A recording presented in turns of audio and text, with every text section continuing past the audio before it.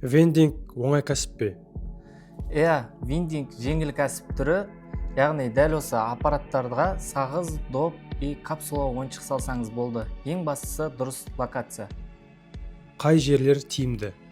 Балалар алаңдары, kids парк, мектептің жанындағы магазиндер, частный мектептер и жеке клиникалар. Бұл кәсіптің минустары қандай? Бұл локацияның дұрыс болмауы, яғни бұл табыстың аздығына алып келеді. Сонымен қатар балалар өтірік тыйым салып бұзып тастауы да мүмкін. Егер бізде орналастыратын орын болмаса ше?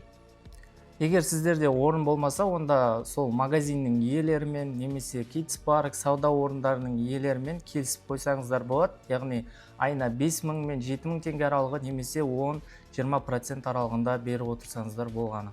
Қорытындылай келе, бұл аппараттағы ең басты нәрсе бұл дұрыс локация, яғни дұрыс локация тапсаңыздар, бұл сіздерге тұрақты түрде табыс алып келеді. Егер де сіздерге де осындай кәсіп түрі қызық болса, онда төменге виндинг сөзін жазыңыздар, сіздерге толық ақпарат беретін боламыз.